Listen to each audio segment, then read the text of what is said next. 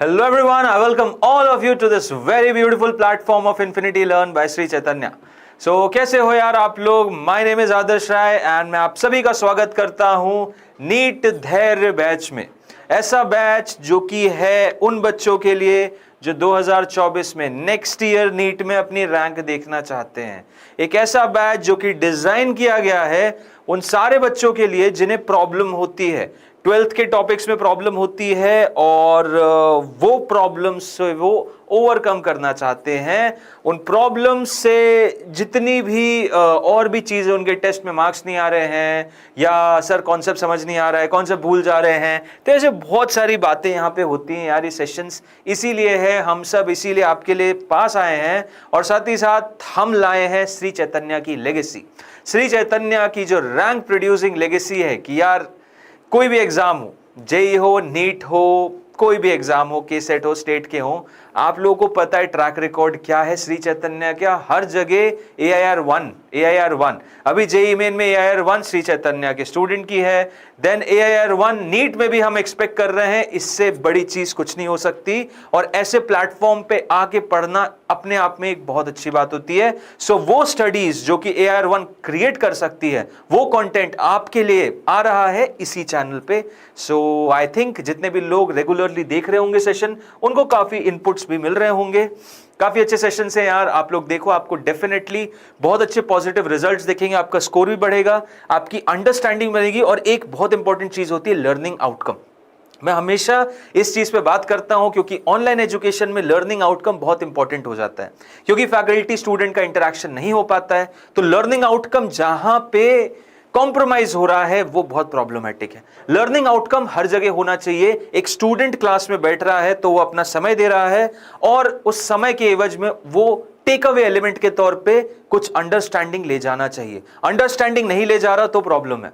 ये आपको एनालाइज करना है। आपको जिस सेशन में भी आप बैठो, यहां बैठो, कहीं भी बैठो, hi P official, hi hi hi hi, good afternoon Apurva, how are you? P official, okay, how are you, कैसे हो बताओ? So what I was saying is कि तुम यार देखो, कहीं पे भी हो, तुम यहां देखो, वहां देखो, जहां से भी पढ़ रहे हो, जहां से तुम्हें पढ़ना है पढ़ो, बट मेन पॉइंट ये, तुम लर्निंग आउटकम पे हमेशा देखा करो। और लर्निंग आउटकम का मतलब क्या है? Take away element. Take away element यानी कि क्लास में बैठो, कोई सी भी क्लास हो, मेरी क्लास हो, किसी की भी क्लास हो, क्लास में बैठो, क्लास से पहले सोचो कि क्या इस टॉपिक के बारे में मुझे क्या क्या आता है, मुझे आता है, नहीं आता है, मैं पढ़ चुका हूं, नहीं पढ़ चुका। उसके बाद क्लास को अटेंड करो और सोचो कि क्या इस क्लास से टेक अवे एलिमेंट मिला। और वो टेक एलिमेंट सब्जेक्ट नॉलेज भी होता है, अप्रोच भी होता है, सॉल्व करने के तरीके भी होते हैं, मेंटल एबिलिटी भी होता है, क्वांटिटेटिव अप्रोच भी होता है, एनालिटिकल एबिलिटी भी होता है। अपने मास्टर की एक छवि कॉपी करना भी एक टैलेंट होता है, समझ रहे हो? तो मुद्दे की बात सिंपल ये कि यार टेक अवे एलिमेंट होना चाहिए। टेक अवे एलिमेंट बहुत जरूरी है। यस सर, आज सबसे बड़ी चीज शुरू होगी 12th की। अच्छा, इलेक्ट्रोस्टैटिक पोटेंशियल, चलो बढ़िया यार, बढ़िया। ये प्रॉब्लम है, अगर इस टॉपिक में प्रॉब्लम आ रही है क्या अपूर्व? इलेक्ट्रोस्टैटिक पोटेंशियल में कोई प्रॉब्लम? बड़ा लड्डू चैप्टर है हाँ, लेकिन थोड़ा सा टफ तो हो जाता है। बिल्कुल, ये चैप्टर थोड़ा सा टफ तो डेफिनेटली होता ही है। चलो आओ, तो बात करते हैं इलेक्ट्रोस्टैटिक पोटेंशियल की। आज का सेशन का जो टॉपिक है वो है इलेक्ट्रोस्टैटिक पोटेंशियल का, जिसमें हमारा ये पहला सेशन होगा इलेक्ट्रोस्टैटिक पोटेंशियल का, जहां पे हम पोटेंशियल से रिलेटेड चीजों के बारे में डिस्कशन करेंगे और एक ब्रेनस्टॉर्मिंग सेशन होगा। मतलब ज्यादा डिटेलिंग में हम नहीं जाएंगे, बट मैं कोशिश करूंगा कि इलेक्ट्रोस्टैटिक पोटेंशियल जिन जिन तरीकों से पता किया जाता है, जो जो अप्रोच होती है इलेक्ट्रोस्टैटिक पोटेंशियल को पता करने की, वो सारी अप्रोच यहां करेंगे। और इसके बाद के न्यूमेरिकल्स तो हमारे बनते ही रहेंगे। न्यूमेरिकल्स के लिए एक सेपरेट सेशन भी होगा। बिल्कुल यार, लिमिट नहीं होती। जब फिर जब कॉम्बिनेशन आता है तो यार इसमें कंडक्टर्स, बिल्कुल सही बोला यार। कंडक्टर्स अभी आएगा, कंडक्टर्स अभी केसेस नहीं। अभी हमारे लिए सारी बॉडीज जो है वो क्या है? Non conducting. अभी हमारे लिए जितनी भी बॉडीज अभी हम पढ़ रहे हैं वो सारी नॉन कंडक्टिंग है, ठीक है। और कंडक्टिंग में कोई बहुत ज्यादा ऑल्टरेशन नहीं आएगी। नॉन कंडक्टिंग की केसेस में जो भी शेल वाले केसेस होते हैं वही कंडक्टिंग के लिए समझ जाओ तो काम बन जाते हैं। लेकिन अभी फॉर द टाइमिंग हम सारी नॉन कंडक्टिंग बॉडीज की बात कर रहे हैं। इन्हीं के लिए हमने इलेक्ट्रिक फील्ड भी डिफाइन की है, ठीक है। इसी के लिए हम अभी पोटेंशियल भी डिफाइन करेंगे और इसी के लिए हम और भी आगे सारी बातें भी करेंगे। तो देखो, अब इलेक्ट्रोस्टैटिक पोटेंशियल के बारे में थोड़ी सी एक प्रीवियस जानकारी दे देता हूं आप लोगों को कि इलेक्ट्रोस्टैटिक पोटेंशियल जो है, मेन जो तरीके होते हैं जहां से सवाल पूछे जाते हैं, एक होता है इलेक्ट्रोस्टैटिक पोटेंशियल का निकालना थ्रू पोटेंशियल एनर्जी, ठीक है, और दूसरा होता है इलेक्ट्रोस्टैटिक पोटेंशियल का डेफिनेशन या समझना थ्रू इलेक्ट्रिक फील्ड रिलेशन, ठीक है। एक इलेक्ट्रिक फील्ड के रिलेशन से समझा जाता है और एक पोटेंशियल एनर्जी समझा जाता है। दोनों के ही केसेस बड़े काम के होते हैं। पोटेंशियल एनर्जी का जो केस है वो वहां यूज होता है जहां पे वर्क डन निकालना हो, जहां पे काम की बातें हो, काम की बातें मतलब वर्क डन निकालना हो या फिर इक्विलिब्रियम ऑफ फोर्स पता करना हो। ऐसे सब सिनेरियो में आपका U का यूज होता है, U से V कैसे निकालेंगे। और जहां पे इलेक्ट्रिक फील्ड गिवन हो और पोटेंशियल का चेंज पता करना हो या फिर आपका एक इलेक्ट्रिक फील्ड लाइन में पोटेंशियल ग्रेडियंट कैसे एस्टैब्लिश हो रहा है, वहां पे ये वाले केसेस देखेंगे। तो ठीक है, तो ये एक सेशन थोड़ा यूनिक मैंने डिजाइन किया है। डिजाइन इस तरीके से किया है कि मैं पहले आप लोगों को इलेक्ट्रोस्टैटिक पोटेंशियल इन दोनों की मदद से डिफाइन करूंगा और उसके बाद जब हमने दोनों ही केसेस देख लिए, क्योंकि देखो प्रॉब्लम ये आती है, हम नॉर्मली इसको पहले समझते फिर क्वेश्चंस करते हैं, फिर इसको समझते फिर इसको क्वेश्चंस करते हैं, हम होलिस्टिक व्यू नहीं लेते। होलिस्टिक व्यू की यार इलेक्ट्रोस्टैटिक पोटेंशियल जहां जहां से जैसे जैसे समझा जा सकता है मैं वैसे वैसे समझ लेता हूं। तो इन दोनों मेथड से समझा जा सकता है, दोनों मेथड आज समझेंगे और उस पर रिलेटेड कुछ छोटे मोटे क्वेश्चंस करेंगे।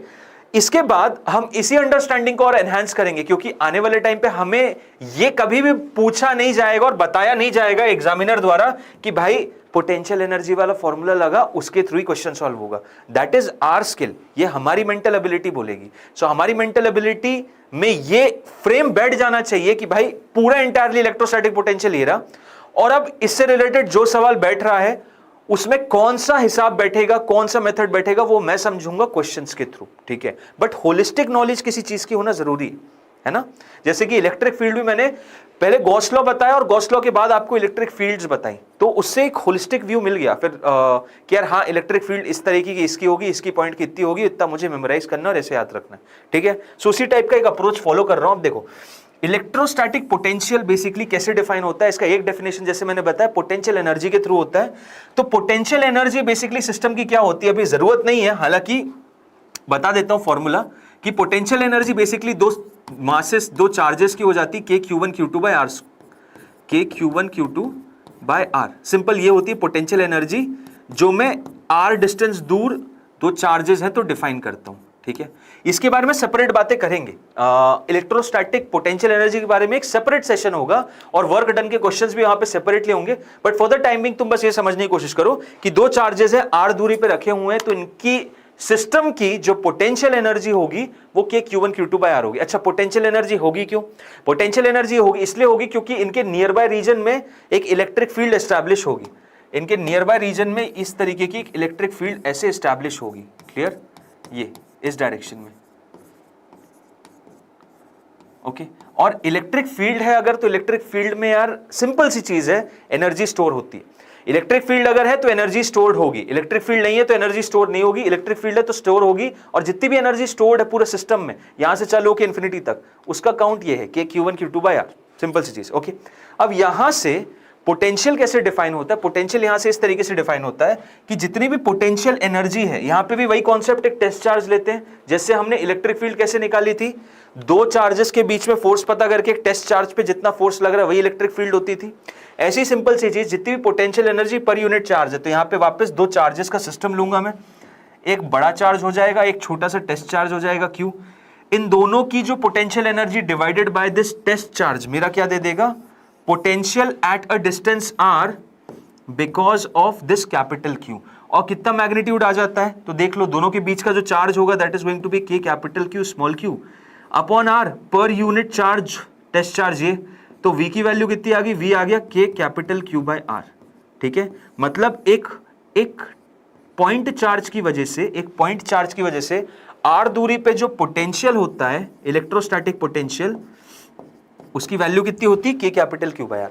अब इलेक्ट्रोस्टैटिक पोटेंशियल भी समझने के लिए एक जीरो लेना आवश्यक होता है, तो इसका जीरो भी वही इन्फिनिटी पे मान रखा है। ये फॉर्मुलेशन भी तभी आया है जब मैंने ये माना है कि इन्फिनिटी पे पोटेंशियल की वैल्यू जीरो है। इन्फिनिटी पे पोटेंशियल की वैल्यू जीरो है, तभी जाके R दूरी पे मैं एक चार्ज की वजह से पोटेंशियल बता सकता हूं, जो कि हो जाएगा K capital Q by R, ठीक है सर, ओके। तो यहां से एक चीज तो हमें समझ में आ गई कि पॉइंट चार्ज की वजह से जो पोटेंशियल हो जाएगा that is going to be K capital Q by R r दूरी पे। और ये आपने अजम्पशन कब लिया है, ये अजम्पशन मतलब ये फॉर्मुलेशन किस अजम्पशन के बेसिस पे, अजम्पशन सिंपल सा यही है कि v एट इंफिनिटी मतलब r जब इंफिनिटी बराबर हो जाएगा तब वो शून्य के बराबर होता है। ठीक है, ये अजम्पशन लेके ही ये रिजल्ट आता है। ठीक है, ओके। अब इसकी कुछ बातें कर लेते हैं। तो पोटेंशियल यार सिंपल स्केलर क्वांटिटी है। अब एक मजेदार बात बताता हूं तुम लोगों को, देखो अगर पोटेंशियल और पोटेंशियल एनर्जी की बात करूं, अगर पोटेंशियल और पोटेंशियल एनर्जी की बात करूं तो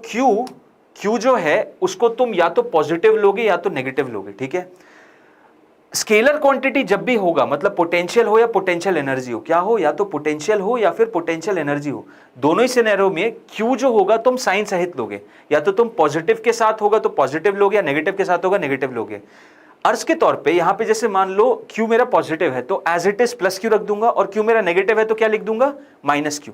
Q मेरा पॉजिटिव है तो क्या लिख दूंगा, प्लस Q, और Q मेरा नेगेटिव है तो क्या लिख दूंगा, माइनस Q। सो R दूरी पे एक पॉजिटिव चार्ज की वजह से पोटेंशियल कितना हो जाएगा, पॉजिटिव चार्ज की वजह से यहां पे जो पोटेंशियल है वो पॉजिटिव रहेगा, लेकिन नेगेटिव चार्ज की वजह से यहां जो पोटेंशियल है वो क्या हो जाएगा, नेगेटिव हो जाएगा। ठीक है, यहां पे नेगेटिव होगा, मतलब जो चार्ज है तुम्हारा उसको साइन सहित इस फॉर्मुलेशन में रखते हो, इस फॉर्मुलेशन में साइन सहित रखते हो। पॉजिटिव है तो पॉजिटिव, नेगेटिव है तो नेगेटिव, सिंपल सी चीज। On the other hand electric field की जब मैं बात करूंगा तो वहां पे KQ/R² हमें पता है इलेक्ट्रिक फील्ड होता है, तो वहां पे मुझे साइन सहित रखने की कोई आवश्यकता नहीं है। वहां पे क्योंकि डायरेक्शन का गेम होता है, वहां पॉजिटिव और नेगेटिव ये दिखाता है डायरेक्शन कैसा रहेगा, तो वहां पे साइन लिखने की कोई आवश्यकता नहीं है। वहां पे स्टैंडर्ड अगर इधर जा रहा है तो पॉजिटिव, इधर जा रहा है तो नेगेटिव, दैट्स इट। वहां पे साइन का एक ही अर्थ होगा, बस डायरेक्शन में हेल्प करना। यहां पे साइन मैग्नीट्यूड में इन्वॉल्व होता है। ठीक है, तो ये चीज बहुत इंपॉर्टेंट है और समझने वाली है कि जब भी मैं इलेक्ट्रोस्टैटिक पोटेंशियल या इलेक्ट्रोस्टैटिक पोटेंशियल एनर्जी की बात करूंगा, सो Q1 और Q2 जो भी फॉर्मूले में रहेंगे वो साइन सहित आएंगे, वो साइन के साथ आएंगे, प्लस है तो प्लस, नेगेटिव है तो नेगेटिव। लेकिन जब मैं इलेक्ट्रिक फील्ड और फोर्सेस की बात करूंगा वहां पे साइन का कोई रोल प्ले नहीं है। वहां पे हमें दिमाग लगा के सोचना है कि भाई पॉजिटिव है तो उससे दूर जाता हुआ उधर होगा, अब वो डायरेक्शन पॉजिटिव है तो प्लस ले लेना, लेकिन उसी चार्ज से अगर इधर से भी दूर जाता इधर है तो ये वाला पॉइंट, ये वाला डायरेक्शन नेगेटिव है तो नेगेटिव हो जाएगा। वहां पॉजिटिव नेगेटिव का एक ही मात्र काम रहता है, डायरेक्शन में हेल्प करना। यहां पॉजिटिव नेगेटिव मैग्नीट्यूड में फर्क डालता है। ठीक है, सो ये इंपॉर्टेंट क्वांटिटी है, ये इसी स्केलर क्वांटिटी के रिलेशन से आती है। इट्स वैल्यू में भी पॉजिटिव, नेगेटिव और जीरो। ठीक है, इसको स्केलर क्वांटिटी डिस्टेंस से कंपेयर मत करना, क्योंकि डिस्टेंस तुम बोलोगे सर डिस्टेंस तो नेगेटिव होता नहीं है, तो पोटेंशियल कैसे नेगेटिव हो जाएगा। भाई यहाँ पे मैग्नीट्यूड ही पॉजिटिव नेगेटिव जीरो हो रहा है, क्योंकि चार्ज भी दो नेचर के एग्जिस्ट करते हैं। अच्छा, ऐसा यूनिट पोटेंशियल की कितनी हो जाएगी, वोल्ट।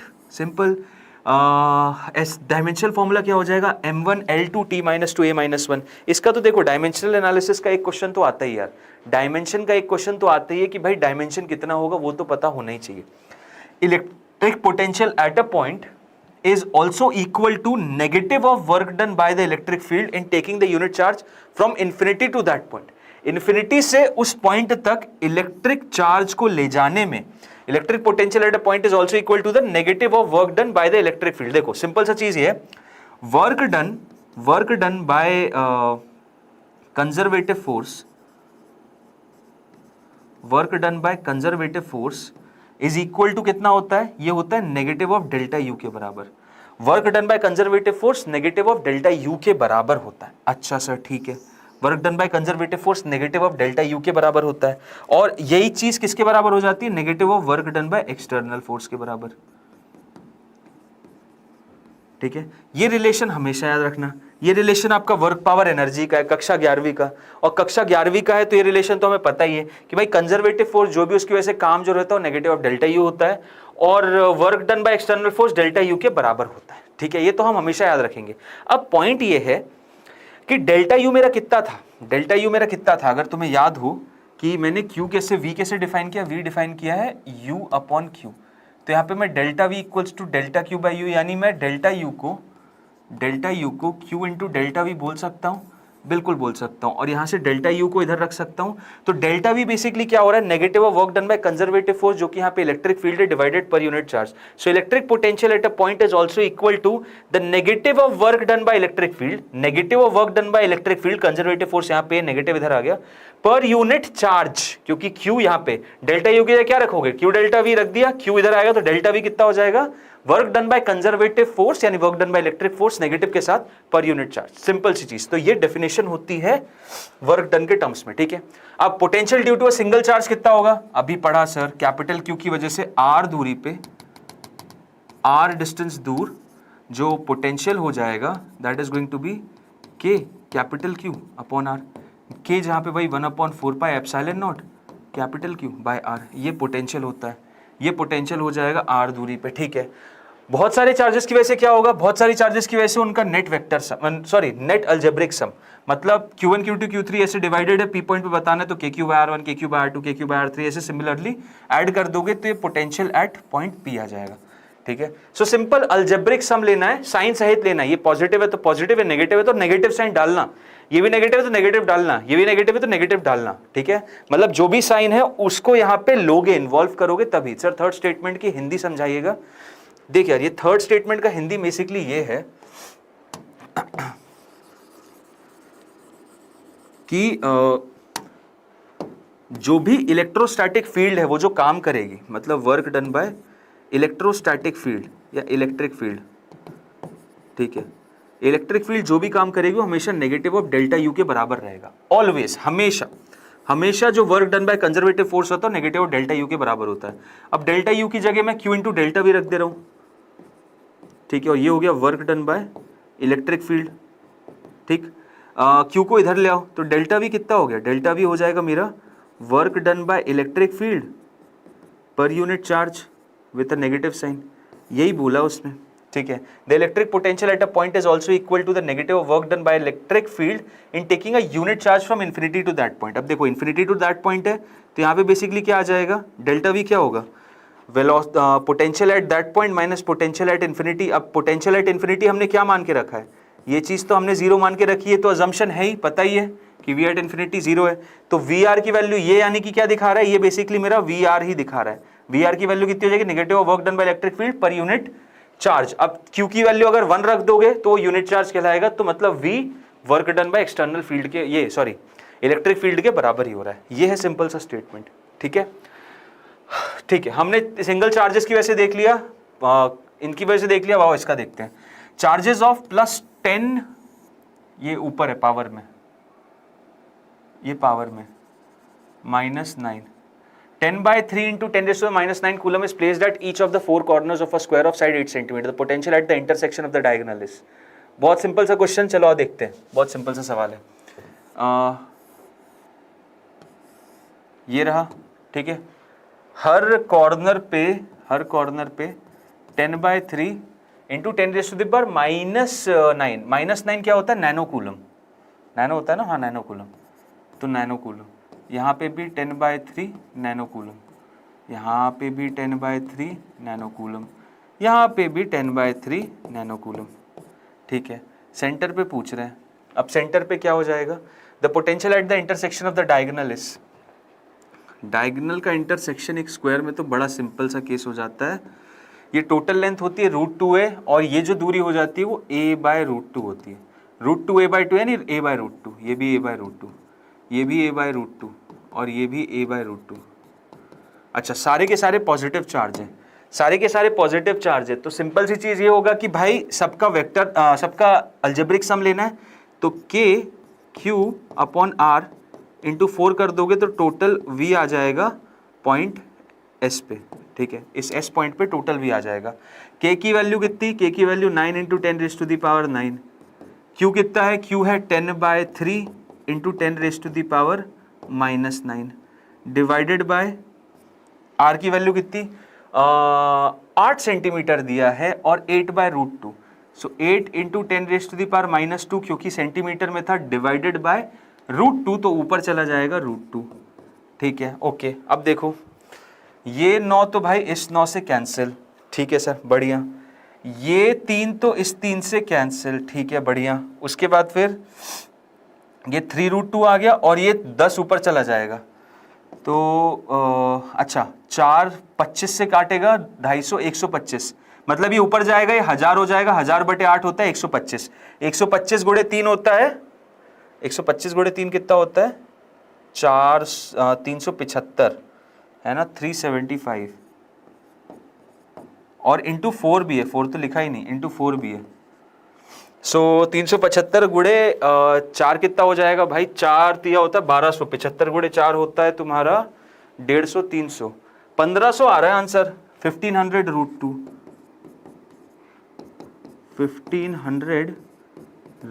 1500√2 ऑप्शन है, yes option number B, option number B, yes बिल्कुल सही बोला Apurva, option number B is the correct answer over here. तो 1500√2 वोल्ट क्या है, ये पोटेंशियल है, कहां पे, इस इंटरसेक्शन पे, ये पोटेंशियल कहां है, इस इंटरसेक्शन पे, इस इंटरसेक्शन पे। चलो मैं तुम लोगों को एक एक्स्ट्रा क्वेश्चन भी देना चाहता हूं, चलो देखो, find E and V at the center of the square, ठीक,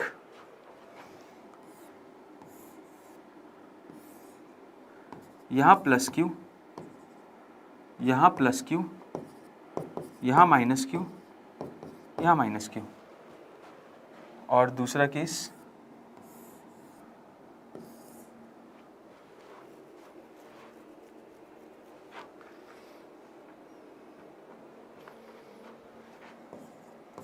प्लस क्यू माइनस क्यू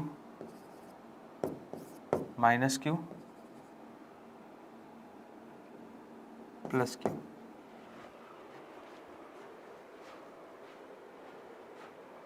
देखो कितना होगा दोनों ही सेम में। तो मजे की बात, ये दोनों केसेस क्यों बताया, बड़े स्टैंडर्ड से केसेस हैं ये।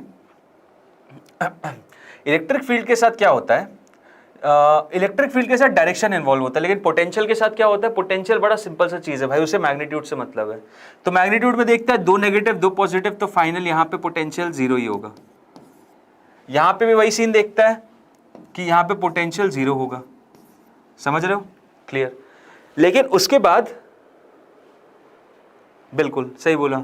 अब लेकिन यहां की बात करूं तो यहां पे इलेक्ट्रिक फील्ड जो होगी ये 0 होगी क्या, इस नेगेटिव की वजह से यहां पे इलेक्ट्रिक फील्ड इधर आएगी, इस पॉजिटिव की वजह से भी इधर ही आएगी, इस पॉजिटिव की वजह से इधर आएगी, और नेगेटिव की वजह से भी इधर ही आएगी। तो इन दोनों का नेट रिजल्ट ये आएगा कि इलेक्ट्रिक फील्ड इधर आ रही है, ये हो जाएगी इलेक्ट्रिक फील्ड। तो इस पॉइंट पे यहां पे इलेक्ट्रिक फील्ड क्या 0 हो रही है, बिल्कुल भी नहीं। इस पॉइंट पे V इक्वल टू 0 है, but E is not equal to 0, ठीक है। दूसरी केस यहां पे अगर बात करेंगे तो यहां पे इस माइनस क्यू प्लस क्यू की वजह से जो इलेक्ट्रिक फील्ड है वो काट देगी, इस प्लस क्यू की वजह से भी इलेक्ट्रिक फील्ड काट देगी। अल्टीमेट गेम यहां पे ये आएगा कि इसमें जो V इक्वल टू 0 तो हो रहा है, साथ ही साथ E भी इक्वल टू 0 हो रहा है, ठीक है। अब होगा क्या, इसी सेशन में आगे जाके मैं E और V का रिलेशन बताऊंगा, E वर्सेस V का बताऊंगा, और उसके बाद तुमसे क्वेश्चन सवाल जवाब किए जाएंगे और केसेस ऐसे पूछे जाते हैं कि अगर इलेक्ट्रिक फील्ड 0 है तो V 0 होगा, अगर V 0 है तो इलेक्ट्रिक फील्ड 0 होगा, अगर V 0 नहीं है तो इलेक्ट्रिक फील्ड 0 होगा कि नहीं होगा, अगर इलेक्ट्रिक फील्ड 0 नहीं है तो V 0 होगा कि नहीं होगा। तो ये तुम्हारी अंडरस्टैंडिंग के लिए सबसे पहला केस कि भाई अगर V 0 है तो मैं नहीं बोल सकता इलेक्ट्रिक फील्ड 0 होगी कि नहीं होगी, तुम्हारे सामने है, इलेक्ट्रिक फील्ड 0 भी हो सकती है, इलेक्ट्रिक फील्ड 0 नहीं भी हो सकती, ठीक है। इलेक्ट्रिक फील्ड 0 है तो क्या मैं बोल सकता हूं कि पोटेंशियल 0 होगा, तब भी नहीं बोल सकता। E 0 है तो पोटेंशियल 0 भी हो सकता है और पोटेंशियल 0 नहीं भी हो सकता है। समझे कि नहीं समझे, मतलब ये वाला केस तो देखो, दूसरा जो सिनेरियो कि इलेक्ट्रिक फील्ड 0 है और पोटेंशियल 0 होगा भी और नहीं भी होगा, वो आगे चल के बताऊंगा। लेकिन ये सिनेरियो तो देख लो कि यार electric field equal to 0 is not a mandatory condition for V to be 0, और even the vice versa is कि V is equal to 0 is not a mandatory condition कि E should be equal to 0, okay। So V being equal to 0 does not guarantees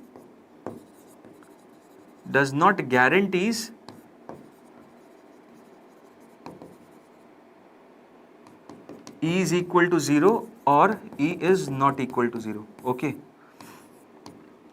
right, मतलब कुछ भी हो सकता है, V equal to 0 का case भी बन सकता है और V इज इक्वल टू 0 और E is not equal to 0 का भी केस बन सकता है तुम्हारे सामने।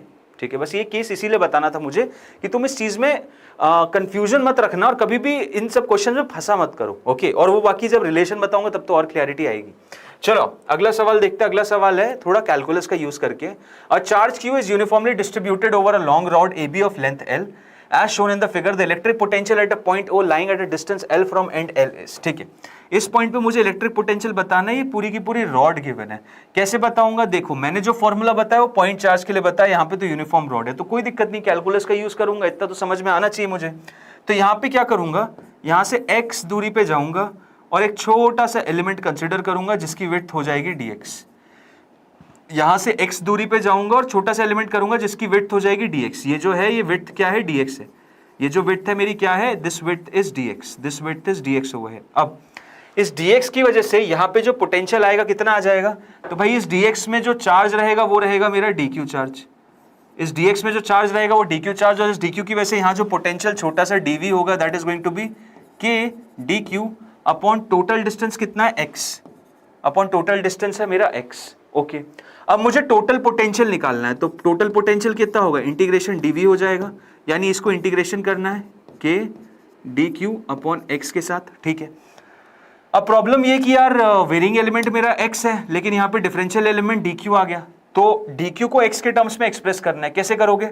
तो यहाँ पे एक सिंपल सी चीज मैं डिफाइन करना चाहूंगा, जैसे बोलते हैं linear mass density, sorry linear charge density, जो कि लैम्डा कहलाता है। लैम्डा यहाँ पे क्या कहलाता है, लीनियर चार्ज डेंसिटी कहलाता है। सिंपल सी चीज, इसका मतलब वही होता है capital Q upon length L के बराबर। अब लीनियर चार्ज डेंसिटी इनटू छोटा सा वो dx डिस्टेंस ही मेरा dq हो जाएगा, सो k into lambda dx upon x, ये हो गया मेरा, ये क्या हो गया मेरा dq हो गया। अब k लैम्डा बाहर आ जाएगा, 1 अपॉन x dx होता है natural log x, 1 upon x dx होता है कितना, नेचुरल लॉग x। साथ ही साथ यहाँ पे लिमिट कहां से कहां तक रखनी है, तो भाई शुरुआत जो होगी वो इधर से होगी, x की वैल्यू जब L है और अंत होगा 2L पे, so k lambda natural log x limit will be from L to 2L। Natural log 2L minus natural log L हो जाएगा natural log 2L upon L, से हो जाएगा k a natural log 2L upon L, simple, L से L cancel, यानी natural log 2। सो V की value कितनी आ रही है, V की वैल्यू आ रही है k a natural log 2, k a natural log 2। कौन सा ऑप्शन सही बैठ रहा है, कौन सा ऑप्शन सही बैठ रहा है?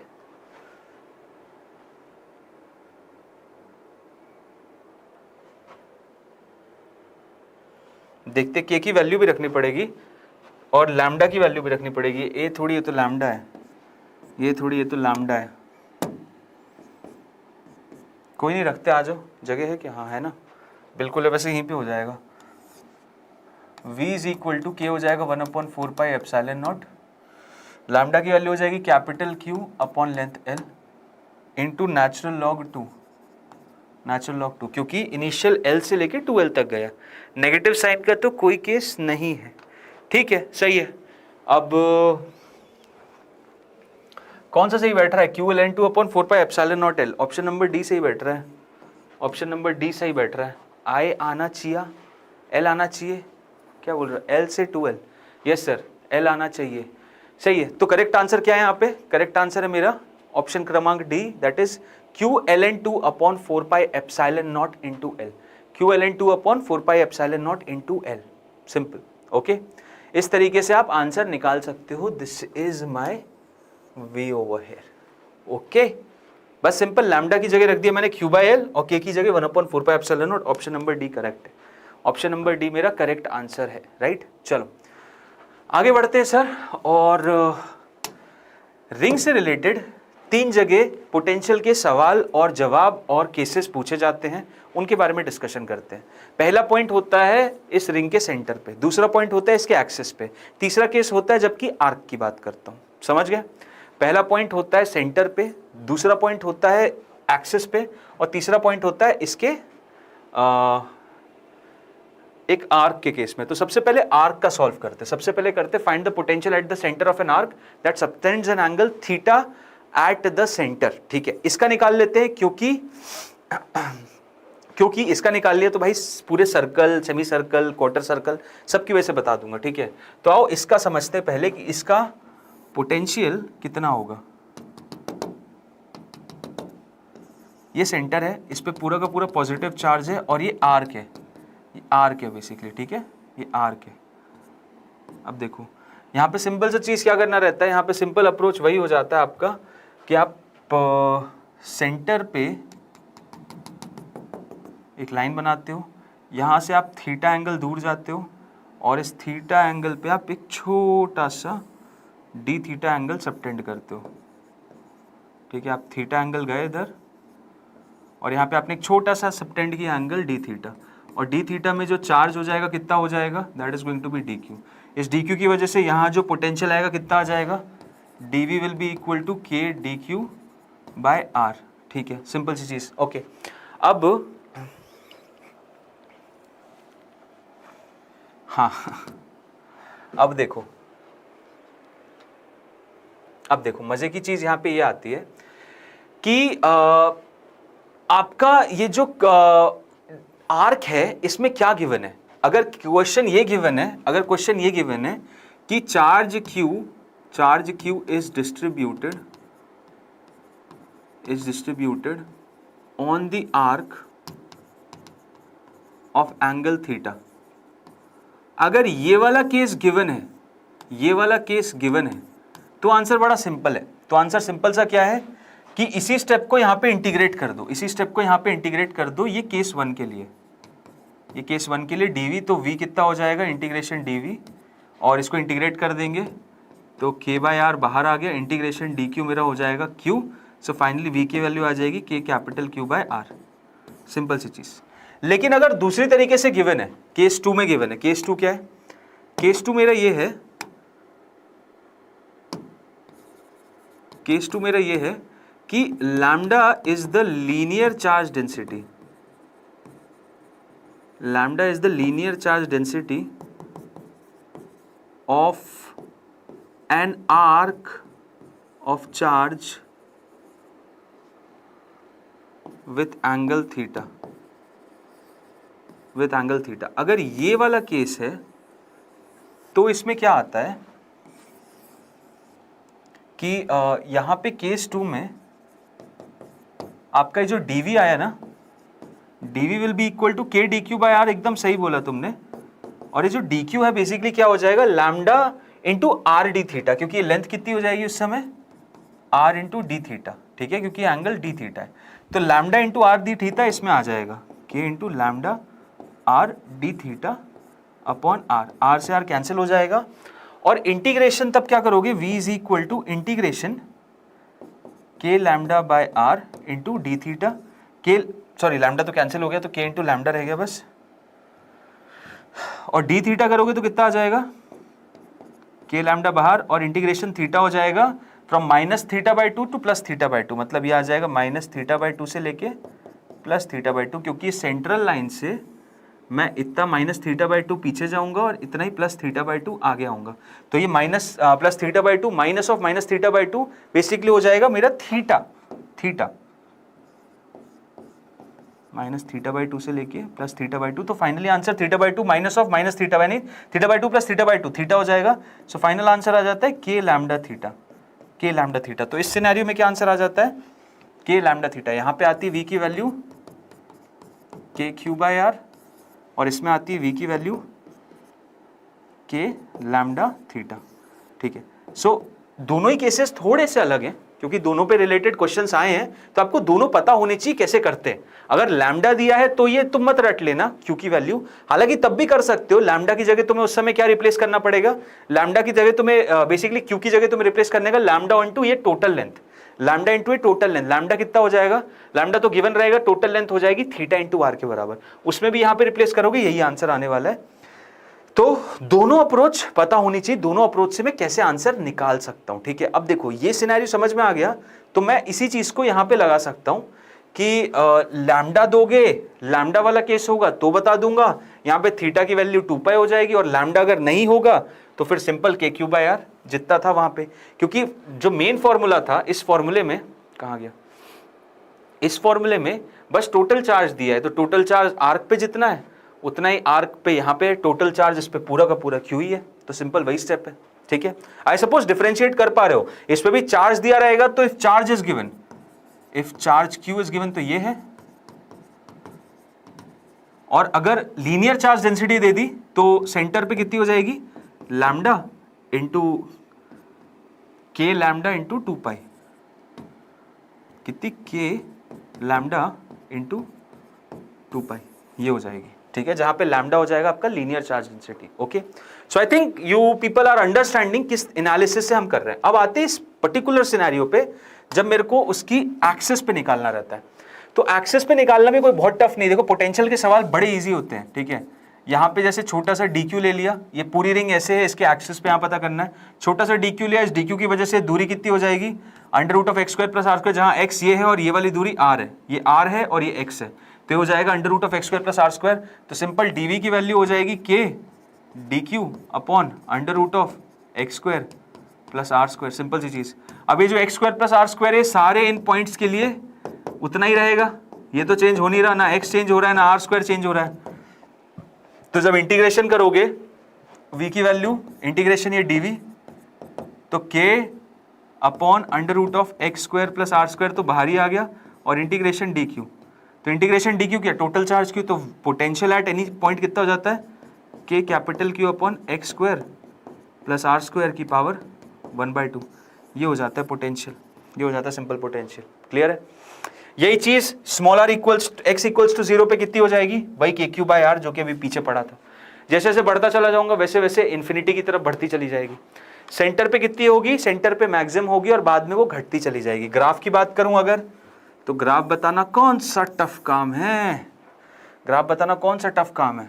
देखो v ये रहा और ये क्या है, x है, ये v क्या है, x है। ओके, सो x जैसे जैसे बढ़ता चला जा रहा है वैसे वैसे पोटेंशियल घटता चला जा रहा है, राइट।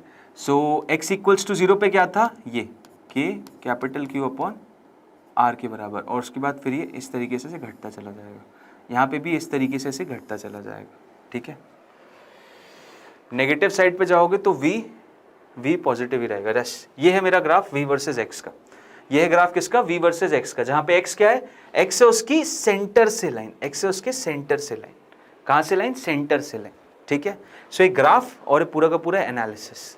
चलो सर बढ़िया, अब पोटेंशियल वर्सेस इलेक्ट्रिक फील्ड के रिलेशन भी देख लेते हैं फटाफट। जैसा कि मैंने सबसे पहले बताया, आपका क्या था, सबसे पहला था यार आपका पोटेंशियल वर्सेस पोटेंशियल एनर्जी। ठीक है, v को u से कैसे समझ सकते हैं, अभी तक वो एनालिसिस लिया। अब मैं v को e के हेल्प से समझना चाहूंगा, पोटेंशियल ग्रेडियंट के हेल्प से, कैसे e जस्टिफाई करती है पोटेंशियल को, अब उस एनालिसिस से समझने की कोशिश करते हैं। ठीक, तो देखो होता क्या है कि जैसे कि आप लोगों ने सुना होगा कि भाई इलेक्ट्रोस्टैटिक नहीं, आपको पोटेंशियल डिफरेंस चाहिए करंट रन कराने के लिए। ठीक है, ओम्स ने सिंपल सी चीज ये बोली कि यार जो करंट रन करेगा सर्किट में वो डायरेक्टली प्रोपोर्शनल होगा जितना पोटेंशियल डिफरेंस आप लगा रहे हो। ठीक है, मतलब पोटेंशियल डिफरेंस ज्यादा लगाओगे तो करंट बढ़ जाएगा, कम करोगे तो करंट घट जाएगा, और प्रोपोर्शनैलिटी हटाई, रेजिस्टेंस मल्टीप्लाई कर दिया। ठीक है सर, बढ़िया। तो उसी हिसाब से इलेक्ट्रिक फील्ड जो है, जहां फिक्स्ड चार्ज, स्टैटिक चार्जेस की बात करूं, तो इलेक्ट्रिक फील्ड का एस्टैब्लिशमेंट होने के लिए भी आपको पोटेंशियल चाहिए। अगर पोटेंशियल नहीं है तो इलेक्ट्रिक फील्ड नहीं है। और एक कायदे की बात बताता हूं कि पोटेंशियल डिफरेंस से करंट तो बाद में चलता है, सबसे पहले इलेक्ट्रिक फील्ड जनरेट होती है। सोचो इस चीज को कि यार मैंने जम्मू कश्मीर में स्विच लगा के रखा है, ठीक है, और कन्याकुमारी में मेरा बल्ब जलता है। क्लियर है, ये कहाँ है, ये है जम्मू एंड कश्मीर में, J&K में, और ये लगा रखा है मेरा तमिलनाडु में। ओके, अब यहाँ पे जैसे ही मैं स्विच ऑन करूंगा तुरंत वहां पे बल्ब जलता है, without any gap, without any gap. Clear है, मतलब जो जैसे ही तुमने यहाँ J&K में स्विच बंद चालू किया, तमिलनाडु में तुरंत आ जाएगा। कुछ लोग बोलेंगे सर स्पीड ऑफ लाइट से चला गया, बिल्कुल सही बात है, लेकिन स्पीड ऑफ लाइट से क्या गया, गया क्या? इलेक्ट्रिक करंट क्या होता है? इलेक्ट्रिक करंट तो चार्जेस का मोशन होता है। मतलब एक इलेक्ट्रिक करंट चार्ज यहां से उठ के यहां तक थोड़ी चला गया। सबसे तेज जो चीज होती है वो क्या होती है? Electric field. मतलब नॉर्मल लाइफ में भी जब मैं जैसे मैं पोटेंशियल डिफरेंस लगाता हूं वैसे ही इलेक्ट्रिक फील्ड एस्टैब्लिश होती है। और इलेक्ट्रिक फील्ड के एस्टैब्लिश होने से ये तमिलनाडु के बल्ब के पहले जस्ट जो थोड़ा सा इलेक्ट्रॉन था वो फट से पहुंच के उसको चार्ज एनर्जी दे देता है और बोलता है तू बल्ब जल जा भाई। ठीक है, सो सबसे पहले जो एस्टैब्लिश होती है वो इलेक्ट्रिक फील्ड है, तो समझना बहुत आवश्यक भी है। क्या बोला यार तुमने कमेंट्स में? मतलब केस में 1 में एंगल पे डिपेंड ही नहीं कर रहा। बिल्कुल सही बोला, एब्सोल्युटली करेक्ट। केस 1 जो था इसमें एंगल पे डिपेंड नहीं कर रहा, क्योंकि इसमें ये बता दिया कि भाई टोटल चार्ज मैंने क्यों दे के रखा है, टोटल चार्ज मैंने क्यों दे के रखा है। और दूसरे सिनेरियो में ये था कि मैंने लीनियर चार्ज डेंसिटी दे दी। तो लीनियर चार्ज डेंसिटी दे दी तो मैं ये बताता हूं कि हर मीटर में कितना चार्ज है, तो उसमें तुम्हें ये लेना पड़ेगा एंगल, तुम्हें एंगल लेना पड़ेगा कि भाई एंगल कितना होगा तब जाके मेरा आंसर होगा। एकदम सही बोला तुमने। एंगल नहीं गिवन रहेगा तो टोटल चार्ज रहेगा तो के क्यू बाय आर, और एंगल गिवन रहेगा लीनियर चार्ज डेंसिटी रहेगी तो उस समय तुम्हें उसमें एंगल मल्टीप्लाई करके ये एनालिसिस लेना है। दोनों ही तरीके के केसेस देखे हैं मैंने, इसीलिए मैंने तुम लोग को बता दिया। कंफ्यूजन ना हो, तुम दोनों सारी चीजें पता रहेंगी तो कंफ्यूजन नहीं रहता। ठीक है, तो जिस तरीके से दे तुम्हें, तुम चाहे तो तुम्हें लैम्डा पता हो तो कोई दिक्कत नहीं, तुम इसी फॉर्मूले को रट ले, इसी को रट लेना। क्यू की जगह क्या हो जाएगा? क्यू की जगह हो जाएगा आपका lambda, lambda into r theta के बराबर, खत्म बात। तो इस लैम्डा इंटू आर थीटा को रखोगे, आर आर कैंसिल, तो लैम्डा थीटा ही बच जाएगा। ऐसे भी कर सकते हो। ठीक है, चलो। सो पोटेंशियल क्या होता है? पोटेंशियल इलेक्ट्रिक फील्ड में एस्टैब्लिशमेंट बेसिकली ये होता है कि potential is the integral of electric field. अच्छा, electric field is the derivative of potential. तो यहां कुछ वैसा रिलेशन आ रहा है क्या? Displacement, position, velocity, acceleration, velocity वाला? हाँ, यस। मतलब कि अर्थ ये है कि अगर पोटेंशियल का चेंज होगा, अगर पोटेंशियल का चेंज होगा तो इलेक्ट्रिक फील्ड होगी। मतलब electric field is basically minus of d v by d r. Electric field basically is minus of d v by d r. ठीक है, और पोटेंशियल क्या होगा फिर? तो सिंपल यार, यहां से sir d v is equal to minus of E dot D r. ठीक है, लेकिन यहां पे ये हो जाता है केस। ठीक है, ये दिस इज वी। क्लियर? मतलब dv will be equal to minus of E dot D r. अब यहाँ पे ये सर वेक्टर वेक्टर आपने ऐड कर दिया। हाँ, तो वेक्टर तो ऐड करना पड़ेगा क्योंकि अब हम बड़े हो चुके हैं, हम 12वीं कक्षा में, 11वीं में थोड़ी ना है। तो हमें पता होना चाहिए इन दोनों का डॉट प्रोडक्ट ही इंटीग्रेशन dv के बराबर है। इन दोनों का डॉट प्रोडक्ट ही इंटीग्रेशन dv के बराबर है, यानी वो v के बराबर है। यानी किसके बराबर है? इलेक्ट्रोस्टैटिक पोटेंशियल के बराबर है, that is minus of E dot D R. Okay sir, ठीक है। अच्छा, यहाँ पे वेक्टर कैसे लाओगे? तो देखो, ये जो तरीका हम जानते हैं ये गलत तरीका है। इस तरीके से वेक्टर क्वांटिटी तो आएगी नहीं। ये तरीका हमने ऑब्वियसली फॉलो किया है एक्सेलरेशन में भी। जब एक्सेलरेशन में माइनस dv अपॉन dt लिखता था तब मैंने कभी ऐसे देखा नहीं, लेकिन कायदे में एक वेक्टर क्वांटिटी को तुम कैसे पता करोगे? तो उसके लिए ग्रेड वेक्टर यूज होता है। क्या यूज होता है? ग्रेड वेक्टर यूज होता है। कैसे बोलते हैं अभी बताता हूँ। तो अल्टीमेटली तुम्हें पहले तो ये समझ में आना चाहिए कि इलेक्ट्रिक फील्ड होती क्या है। Differentiation of potential with respect to position. ठीक है, और पोटेंशियल ये होता है। नेगेटिव साइन, चलो अभी ग्रेड वेक्टर पे आते हैं। नेगेटिव का क्या अर्थ है? नेगेटिव का अर्थ ये है, नेगेटिव डायरेक्शन बताता है। यानी कि negative sign indicates the direction. Clear? Negative sign किसको इंडिकेट करता है भाई? डायरेक्शन को। कि डायरेक्शन क्या रहेगा? डायरेक्शन कहां से कहां रहेगा? High potential to low potential.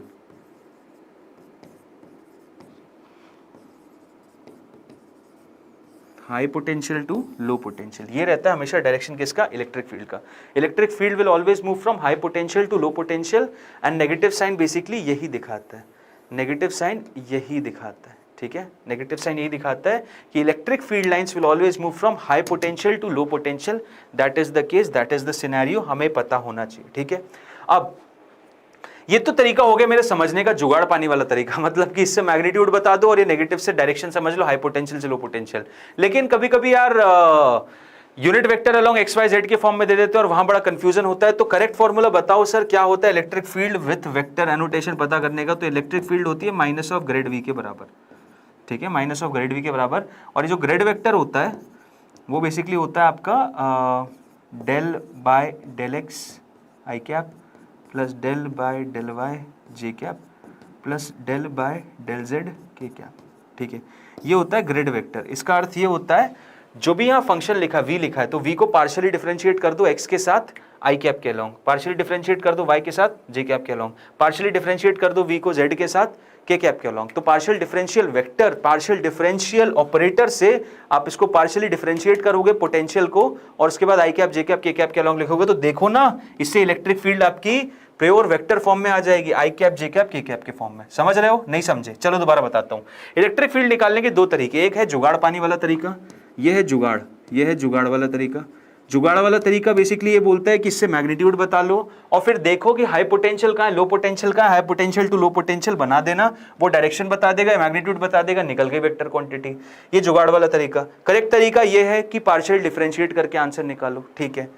अगर पोटेंशियल निकालना है तो क्या करना पड़ेगा? पोटेंशियल निकालने के लिए सर इंटीग्रेट करोगे डीवी को, यही डी इधर ले जाओगे और ई डॉट डी आर मतलब डॉट प्रोडक्ट करूंगा इलेक्ट्रिक फील्ड का डी आर वेक्टर के साथ, तब जाके मेरा इलेक्ट्रिक फील्ड आएगी, ठीक है। सर इसको डीबे कहते हैं। डीबे, डीबे क्या होता है यार? डेबे, डेबे कहते हैं, ठीक है। ओके चलो, अब जैसे कि ये सिनेरियो देखते हैं, ए से बी लिखा हुआ है, यहां पे ए से बी लिखा हुआ है, ठीक है। अब अगर इलेक्ट्रिक फील्ड इस तरीके से बनी हुई है, इलेक्ट्रिक फील्ड इस तरीके से बनी हुई है, तो इलेक्ट्रिक फील्ड का इस तरीके से बनना ही एक तरीके से इंडिकेशन ये है कि ये वाला रीजन हाई पोटेंशियल होगा, ये वाला रीजन मेरा हाई पोटेंशियल होगा और ये वाला रीजन मेरा लो पोटेंशियल होगा। कैसे बोल सकते हो सर आप? कैसे यार? ऐसे क्योंकि हाई से लो ही इलेक्ट्रिक फील्ड जाएगी तो ये हाई पोटेंशियल ही होगा और ये लो पोटेंशियल ही होगा। तो क्या मैं बोल सकता हूं ए का पोटेंशियल बी से ज्यादा होगा? Yes yes. So VB minus VA is not going to be equal to 0 because VB will be greater than VA। Sorry sorry sorry sorry sorry sorry, ये VB माइनस VA क्यों लिखा है यार? यहाँ पे VB माइनस VA नहीं, ये होना चाहिए कि VB will not be equal to VA, rather VB will be lesser than VA, ठीक है। ओके, इस सिनेरियो में क्या होगा? यहाँ पे VB और VA बराबर होंगे, यहाँ पे VB और VA बराबर होंगे। क्यों? क्योंकि देख लो सेम पोजीशन पे आ रहे हैं, सेम प्लेन में आ रहे हैं, सेम प्लेन में आ रहे हैं उसी पॉइंट पे, तो ऊपर नीचे है तो दोनों का पोटेंशियल सेम होगा। क्योंकि इलेक्ट्रिक फील्ड का देखो पोटेंशियल कंपोनेंट, मतलब देखो पोटेंशियल, अगर तुम्हें ये पता करना है पोटेंशियल है कि नहीं, जैसे मान लो एक पॉइंट में कैसा ले लेता है इसी इलेक्ट्रिक फील्ड में कुछ इस तरीके का, ये लाइक दिस, लाइक दिस। तो अब तुम कैसे बोलते ए और बी के बारे में? सिंपल मैं ये बोलता कि भाई इलेक्ट्रिक फील्ड का देखो कंपोनेंट कितना आ रहा है, इलेक्ट्रिक फील्ड का देखो कंपोनेंट कितना आ रहा है, तो इस इलेक्ट्रिक फील्ड का कोई कंपोनेंट है क्या? हाँ सर बिल्कुल है। अगर ये ई है तो ये, अगर ये थीटा है तो ये कंपोनेंट आ गया ना ई कॉस थीटा, आया कि नहीं आया? ई कॉस थीटा, हाँ जी सर बिल्कुल आया। तो ये जो ई कॉस थीटा है ना, ई कॉस थीटा इंटू ये डेल्टा आर, मान लो ये एक्स डिस्टेंस है, ठीक है। So E cos theta into X कर दोगे तो ये तुम्हारा डेल्टा वी आ जाएगा।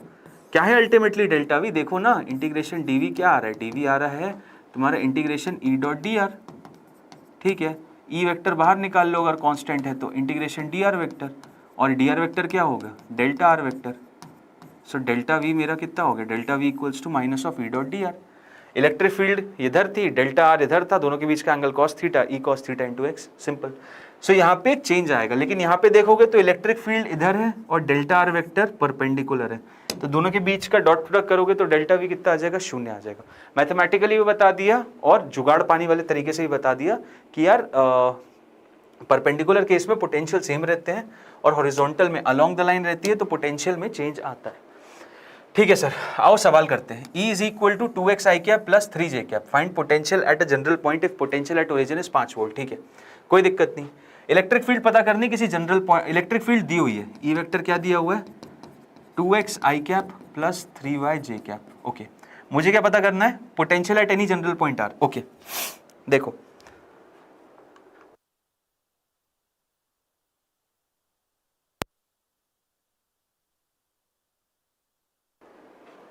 हाँ जी, देखो अगर मुझे v at any general point पता करना है तो ये रिलेशन होता है क्या? dv equals to minus of E dot D R, simple सी चीज सर, इंटीग्रेट कर दो दोनों तरफ। अच्छा, एक जनरलाइज डी आर वेक्टर क्या होता है?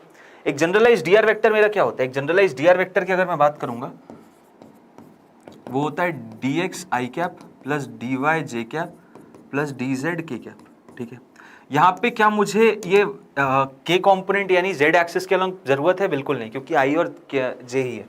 तो आई और जे ही है, तो मतलब यहाँ पे क्या लिखूंगा, 2x आई कैप प्लस 3y जे कैप, डॉट प्रोडक्ट किसके साथ, dx आई कैप प्लस dy जे कैप प्लस dz की कोई आवश्यकता नहीं, ठीक है। इसको इंटीग्रेट करना है। अब इंटीग्रेट कहाँ से कहाँ तक करना है, तो देखो मुझे एक जनरल पॉइंट पे पोटेंशियल पता करना है और ओरिजिन पे मुझे दिया है 5, तो ठीक है। ओरिजिन मतलब ये 0,0, 0,0 पे कितना पोटेंशियल दिया हुआ है भैया, 5, और किसी भी जनरल पॉइंट यानी x, y पे पता करना है, जो कि कितना दिया हुआ है v, जो कि कितना दिया हुआ है v, कोई दिक्कत नहीं। तो यहाँ पे देखो 2x का डॉट प्रोडक्ट dx आई कैप के साथ यानी 2x dx, बिल्कुल sir. So integration 2x dx कहाँ से कहाँ तक भाई, 0 से लेके x तक, ठीक है, प्लस इंटीग्रेशन 3y का dy के साथ, तो 3y dy 0 से लेके y तक, और ये कितना हो जाएगा मेरा, ये dv का कितना आ गया, इंटीग्रेशन dv हो जाएगा कहाँ से कहाँ तक, 5 से लेके v तक। 5 ही दिया है, हमेशा 0 से नहीं होता, 5 दिया हुआ तो 5 से लोगे। 2x dx का इंटीग्रेशन हो जाएगा 2x स्क्वायर बाय 2, लिमिट आ गई 0 से x, plus 3y square by 2, limit आ गई 0 से y, is equal to dv का v, लिमिट आ गई 5 से v। सो ये 2 से 2 कैंसिल, ये 3 तो as it is. So x square plus 3y square by 2, यहाँ पे v माइनस 5 आ जाएगा, this will be equal to how much, v minus 5। So उस 5 को इस तरफ ले आओ, plus 5 is equal to potential at any general point p, simple सी चीज, ठीक है। So potential at any general point p will be equal to x square plus 3y square by 2 plus 5 is equal to v। ये हो जाएगा मेरा potential at any general point, that is x square plus 3y square by 2 plus 5, ठीक है। सो यही question था, this is depending upon कि आपने दिया हुआ है ओरिजिन पे 5 वोल्ट है। अब वो क्वेश्चन में चेंज वेरिएशन, क्योंकि ये ट्रेंड है तो कर सकता है कि ओरिजिन ना देके दे देता कि 1,2 पे पोटेंशियल 5 है, तो यहाँ पे जो लिमिट 0 से y, 0 से y, ये 1 से x जाती और 2 से y जाती, तो उस सिनेरियो में भी सर नेगेटिव साइन शायद छूट गया।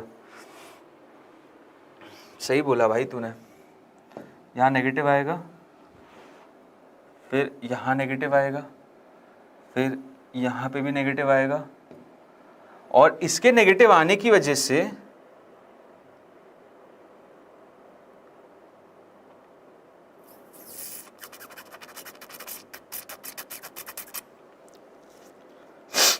सभी नेगेटिव होगा यार, सही बोल रहा है यार तू भाई, थैंक यू यार अपूर्व।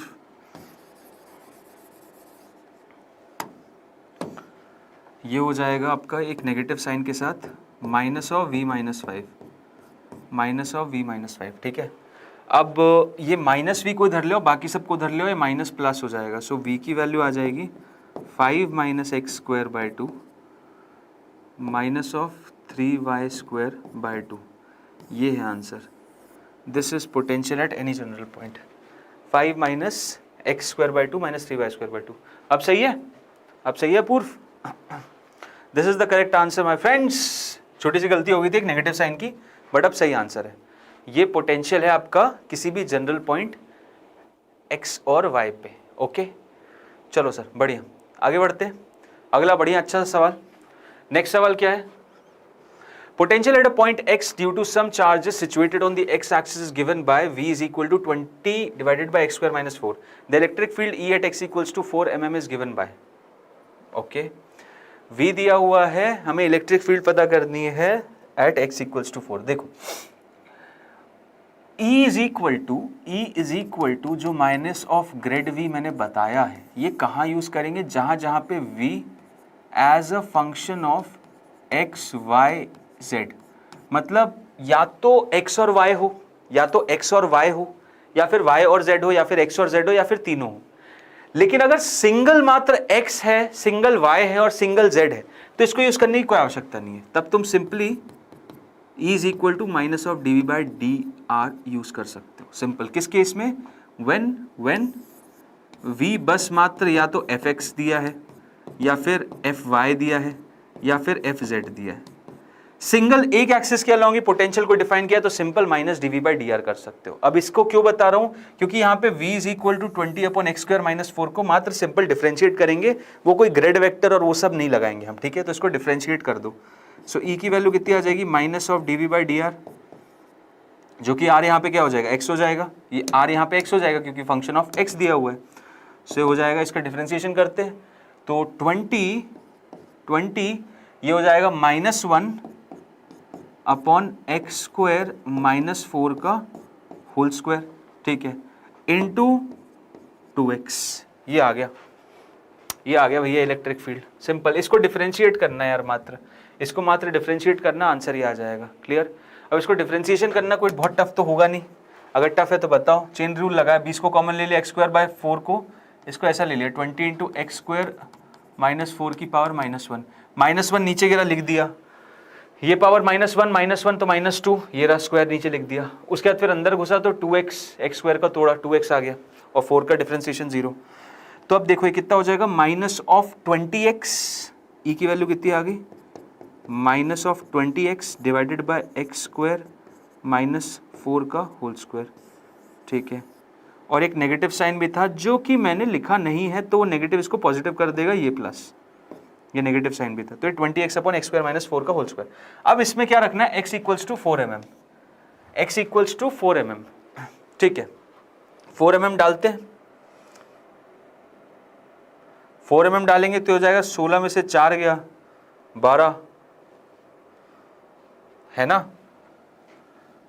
इसमें 4 mm डालते हैं। अब यार 4 mm कैसे डालना है, ये भी दिक्कत है। यहाँ पे ऑप्शन वोल्ट पर मीटर दिए हुए हैं, यहाँ पे ऑप्शन कैसे दिए, वोल्ट पर मीटर। अब वोल्ट पर मीटर दिए हैं यार सर, तो फिर एक दिक्कत है। दिक्कत ये है कि 10⁻³ एक नीचे एक्स्ट्रा आएगा, एक नीचे एक्स्ट्रा आएगा, क्योंकि वो mm पूछ रहे हो। ऊपर आपने 2x ही लिखा है बस, there is only a single x over there, है ना।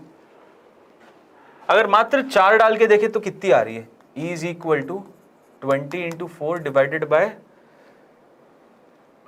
16 में से 4 जाएगा 12, 16 में से 4 जाएगा 12 और 12 का होल स्क्वायर 144, ठीक है। 144 से कैसे घटेगा, ये 12 × 12 है तो 6 × 6 हो जाएगा, यानी 36। उसके बाद फिर ये 4 5 4 9 5/9 ऑप्शन है क्या, 5/9 तो, अरे यार शिट 2x भी तो था, तो ये 40x हो जाएगा। हाँ सही है, वो x is equal to 4 mm नहीं है, 4 मीटर है, ये 40x होगा। क्यों, क्योंकि ये 20 और ये 2, 40x हो जाएगा। और 40x लोगे तो ये 4 mm नहीं है, 4 मीटर है। और जहाँ भी है ये सब मिलीमीटर ही है, वोल्ट मिलीमीटर में ही है, ठीक है। अगर ये मिलीमीटर है तो मिलीमीटर में ही रहने दो, जिसमें यूनिट लिखा हो उसी में एज इट इज रहने दो। तो देखो डायरेक्टली 4 mm रखोगे तो आंसर वही आ रहा है, आंसर वही आ रहा है। इसमें 40 × 4 हो जाएगा ऊपर 160, ये हो जाएगा 40 × 4, है ना, 20 40 × 4, और नीचे 144, और 144 4 इससे जाएगा 36, 2 जाएगा 18 से, और 18 20 से कैसे जाएगा 10/9, यहाँ पे 10/9 आ जाएगा, ठीक है। 10/9 है ऑप्शन, ये रहा option number A, option number A. अच्छा एक सेकेंड, यहाँ पे नेगेटिव और पॉजिटिव का भी खेला है भाई, तो ये प्लस के अलोंग आ रही है, यानी प्लस x एक्सिस होगा, प्लस के अलोंग आ रही है तो प्लस x एक्सिस। यूनिट भी चेंज करनी होगी, नहीं चेंज करनी होगी यार, क्वेश्चन की फ्रेमिंग में थोड़ी सी गलती है, यहाँ mm होगा। और ये बस मुद्दे की बात है, 10/9 इन्होंने पॉजिटिव नेगेटिव दोनों एक्सिस दे रखी है, तो हमारा आंसर प्लस में आया है, हमारा आंसर किस में है, प्लस में आया। तो किसके अलोंग होगा, प्लस पॉजिटिव x एक्सिस। तो option number A is the correct one over here, option number A is the correct one, 10/9, ठीक है ना, कोई प्रॉब्लम नहीं है ना। Option number A is the correct answer. इसमें जब तुम x इज इक्वल टू 4 डालोगे तो फाइनल आंसर कितना आएगा, e इज इक्वल टू प्लस 10/9, प्लस 10/9 मतलब पॉजिटिव x डायरेक्शन के अलोंग है। ओके बढ़िया, चलो नेक्स्ट सवाल पे चलते। v is equal to 2x + 3y - z obtain an expression for electric field strength. चलो अब देखो यहाँ पे v दिया हुआ है as a function of x, y and z। क्योंकि ये दिया हुआ है as a function of x, y and z, तो यहाँ पे मैं क्या करूंगा, v is equal to E is equal to minus of grad v use करूंगा। यहाँ पे भी electric field minus grad v से यूज करूंगा। चलो आओ करते हैं, कोई दिक्कत नहीं। ग्रेड वी क्या बोलता है? ग्रेड वी सिंपल ये बोलता है electric field is equal to minus of del by del x i cap plus del by del y j cap plus del by del z k cap, और ये किसका? v के साथ। ठीक है, इस v को अब अंदर ले जाना है, इस v को अब अंदर ले जाना है क्योंकि ये ऑपरेटर है। सो ये हो जाएगा minus of del v upon del x i cap plus del v upon del y j cap plus del v upon del z k cap. ठीक है, अब del v upon del x कितना होगा? इसको डिफरेंशिएट करना है with respect to x considering y and z as constant. y और z को कांस्टेंट कंसीडर करके बस इस पूरे एक्सप्रेशन को डिफरेंशिएट करो। तो 2x का डिफरेंशिएशन कितना हो जाएगा? 2x का डिफरेंशिएशन कितना होगा? 2 कॉमन हो जाएगा, x का डिफरेंशिएशन 1, 2 कॉमन हो जाएगा और x का differentiation is 1। So simple 2 common हो गया और x का डिफरेंशिएशन कितना है? 1। ओके, और 3y और इनका तो 0 है, तो ये आ जाएगा 2i कैप। सिंपल सी चीज, मतलब इस पूरे एक्सप्रेशन को डिफरेंशिएट करो, इसको कांस्टेंट मान लो, इसको कांस्टेंट मान लो, तो इन कांस्टेंट का डिफरेंशिएशन 0, 2x का तो 2 हो जाएगा। ठीक है, फिर del v by del y, अब इसको डिफरेंशिएट करो और इसको कांस्टेंट मानो, तो 3y का 3 हो जाएगा सिंपल, प्लस 3j कैप, और इसको डिफरेंशिएट करो और इन दोनों को कांस्टेंट मानो तो हो जाएगा -1, तो -1 के कैप। ये हो गया। अब ये नेगेटिव को अंदर ले जाओ तो देखो इलेक्ट्रिक फील्ड की वैल्यू आ गई। ई की वैल्यू कितनी आ रही? ई की वैल्यू आ जाएगी -2i cap -3j cap plus के कैप। ये आ गई मेरी इलेक्ट्रिक फील्ड की वैल्यू। तुमसे मैग्नीट्यूड भी पूछ सकता है, obtain expression for electric field strength, तो ये आ गई स्ट्रेंथ। अगर बस मैग्नीट्यूड की कोई बात करेगा तो मैग्नीट्यूड भी बता सकते हैं। ये सिंपल हो जाएगा √2 square plus 3 square plus 1 square. 2 square 4, 9, 4 plus 9 13, 13 plus 1 14, √14 volt per metre. This is electric field magnitude also. ठीक है, ओके। सो हमने इलेक्ट्रिक फील्ड का मैग्नीट्यूड भी बता दिया और आपका इलेक्ट्रिक फील्ड वेक्टर भी बता दिया, है ना। मैग्नीट्यूड भी बता दिया, इलेक्ट्रिक फील्ड वेक्टर भी बता दिया। -2 -3 प्लस के कैप, एकदम सही बोला रपूर, एकदम सही बोला भाई तूने, बिल्कुल सही, बहुत सही, फर्स्ट क्लास। ठीक है, सो ठीक है यार, फिर टाइम परमिट नहीं कर रहा, टाइम थोड़ा ज़्यादा भी हो गया है, थोड़ी चीज़ें और बतानी थी, बट कोई नहीं, नेक्स्ट सेशन में मिलते हैं हम। इलेक्ट्रोस्टैटिक पोटेंशियल का एक सेकेंड सेशन भी लेते हैं। कुछ थोड़ी इंपॉर्टेंट न्यूज़ आएगी आप लोगों को, जिसमें ड्रॉपर स्टूडेंट्स जैसे अपूर्व तुम हो, ठीक है, उनको एक प्रॉब्लम यही आ रही है कि यार 11th और 12th पैरेलली मिल जाए तो मज़ा आ जाएगा, है ना। मतलब 12th का भी ड्रॉपर टाइप में सेशंस हो और 11th के, अभी भी जैसे हमारे 12th के सेशंस जो है वो ड्रॉपर पैटर्न पे ही हो रहे हैं, जिससे कि आप लोगों को जिनको नेक्स्ट ईयर ही देना है उनको ही सबसे ज़्यादा यूज़ हो। तो एक नई इन्फॉर्मेशन आएगी जिसमें ड्रॉपर्स के लिए ही बस 11th और 12th पैरेलल रनिंग होगा, जिसमें आप अपने 11th का भी कर सकते हो, 12th का भी कर सकते हो। डोंट हैव टू वेट कि पहले 11वीं खत्म होगा फिर 12वीं होगा। अभी जैसे जो हमारा 12th ड्रॉपर का बैच है, सर आपके बोर्ड भी पीयूष सर और जैसे नहीं हो सकते? अच्छा बिल्कुल हो सकते हैं यार, वो बोर्ड अच्छे हैं क्या? वो बोर्ड अच्छे हैं क्या अपूर्व, बता? हो सकते हैं। तो पॉइंट ये है कि उसमें हाँ, तो जो ड्रॉपर है उसमें आप मतलब 11th के सेशन भी अब आप देख पाओगे और 12th के भी देख पाओगे पैरेलली, मतलब आपके जो भी वीक एलिमेंट्स हैं। मुद्दे की बात यह है कि हम नेक्स्ट 4-5 मंथ्स में सोच रहे हैं आपका पूरा सिलेबस वापस से हो जाए, रिवीजन हो जाए, ताकि आप फुल फ्लेजेड टेस्ट पे आ जाओ। आप टेस्ट सीरीज ज्वाइन करो और फुल टेस्ट पे फोकस करो, जिससे कि रैंक बने। यार हमें रैंक से मतलब है, हमें रिजल्ट चाहिए, पढ़ाना थोड़ी फोकस है, पढ़ा तो लेंगे, मेन अभी हमें रिजल्ट ओरिएंटेड रहना है, ठीक है। सो इसी के साथ आई विल साइन ऑफ, मिलते हैं नेक्स्ट सेशन में, फिर ऐसी धमाकेदार बातें करेंगे इलेक्ट्रोस्टैटिक पोटेंशियल की, और आगे की जितनी भी इंपॉर्टेंट एलिमेंट्स हैं, इंपॉर्टेंट चीज़ें हैं, उनके बारे में डिस्कशन करेंगे। पोटेंशियल अभी खत्म नहीं हुआ, और भी बहुत इंपॉर्टेंट चीज़ें आनी बाकी हैं। सो मिलते हैं नेक्स्ट वीडियो में, till then thank you, bye bye, keep learning and stay healthy all of you. उसमें स्लाइड्स ऐड हो सकती हैं, हाँ यार इसमें भी स्लाइड्स ऐड तो हो सकती हैं, बिल्कुल हो सकती हैं, इसमें भी खाली स्लाइड्स रहती हैं इसमें भी, ठीक है। कब आएगा सर? जल्दी आने वाला है, जल्दी तुम्हें आजकल में इंफॉर्मेशन मिल ही जाएगी। ओके, तुम चेंज देखोगे प्लानर में सो ड्रॉपर का तो एज इट इज़ रहेगा, 11th का भी रहेगा, 12th का थोड़ा सा रिवैम्पिंग सोच रहे हैं ड्रॉपर के साथ अलाइन करने के लिए। ओके चलो, थैंक यू। सो मिलते हैं नेक्स्ट सेशन में। Bye bye guys, bye bye.